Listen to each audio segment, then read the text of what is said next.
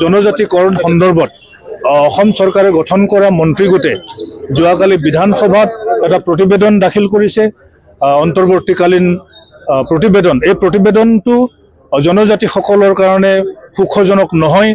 এইটোক আমি বিৰোধ কৰিছোঁ, আমি অপোজ কৰিছোঁ, ভেহেমেণ্টলি অপোজ কৰিছোঁ আৰু এই প্ৰতিবেদনটো উঠাই ল'বলৈ আমি চৰকাৰক দাবী জনাইছোঁ। আৰু এই প্ৰতিবেদন পুনৰীক্ষণ কৰিবৰ কাৰণে, ৰিভিউ কৰিবৰ কাৰণে আমি মুখ্যমন্ত্ৰী লেভেলত চিফ ছেক্ৰেটাৰীৰ উপস্থিতিত আৰু মন্ত্ৰী গোটৰ সদস্যসকলৰ উপস্থিতিত, চেয়াৰমেনৰ উপস্থিতিত আমি এটা হাই লেভেল ডিছকাশ্যন এটা ডিমাণ্ড কৰিছোঁ। আৰু সেই আলোচনা যদি ব্যৰ্থ হয়, আলোচনা যদি ফলপ্ৰসূ নহয়, তেতিয়াহ'লে আমি ৰাজপথলৈ ওলাই অহাৰ কাৰণে আমি সিদ্ধান্ত গ্ৰহণ কৰিছোঁ। ৰেলৱে ব্লকেট হ'ব, নেশ্যনেল হাইৱে ব্লকেট কৰা হ'ব। অহা কাইলৈ প্ৰত্যেক জিলাই জিলাই এই মন্ত্ৰী গোটৰ প্ৰতিবেদনটো দাহ কৰা হ'ব সমগ্ৰ অসমত। আল্টিমেটলি তেওঁলোকক ট্ৰাইবেল হিচাপে ৰিকগনিশ্যন কৰা ফালে মানে চৰকাৰ আগবাঢ়িছে। কাৰণ ভাৰতবৰ্ষৰ সংবিধানত ট্ৰাইবেলৰ মাজত কোনো পাৰ্থক্য নাই, কোনো প্ৰভেদ নাথাকে, ডিফাৰেঞ্চিয়েশ্যন কৰিব নোৱাৰে। গতিকে অল ইণ্ডিয়া লেভেলৰ গোটেই যিমান চাকৰি বাকৰি হওক, কলেজৰ এডমিশ্যন, ইউনিভাৰ্চিটি এডমিশ্যনৰ ক্ষেত্ৰত বৰ্তমানৰ জনজাতিসকলৰ ছাত্ৰ ছাত্ৰী খুবেই ধ্বংসপ্ৰাপ্ত হ'ব আৰু তেওঁলোক সাংঘাতিক ধৰণে বঞ্চিত হ'ব। টু ট্ৰাইবেল থাকিলেও তেওঁলোকৰ ছেটেল ট্ৰাইব হিলছ আৰু ছেটেল ট্ৰাইব প্লেইনছৰ ৰিজাৰ্ভেশ্যন কোটাটো বেলেগ বেলেগ আছিল।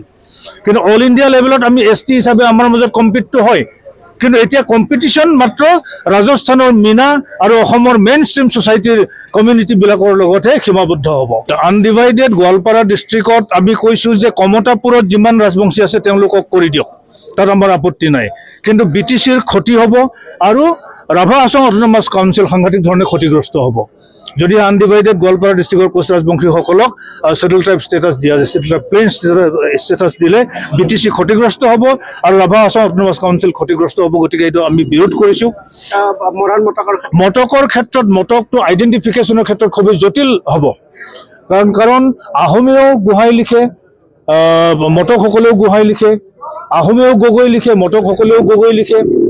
এতিয়া আমি শুনিবলৈ পাইছোঁ যে অলপতে অৱসৰ গ্ৰহণ কৰা ভাস্কৰ জ্যোতি মহন্ত ডাঙৰীয়াও বোলে মটক জনগোষ্ঠীৰ লোক। সেইটোৱে যদি হয়, এইটো এটা মিশ্ৰিত এটা জনগোষ্ঠী হ'ব। আইডেণ্টিফিকেশ্যনৰ ক্ষেত্ৰত কিন্তু কোনো ধৰণৰ প্ৰতিবেদনত এটা শব্দও উল্লেখ কৰা হোৱা নাই। কেনেকৈ আইডেণ্টিফাই কৰিব?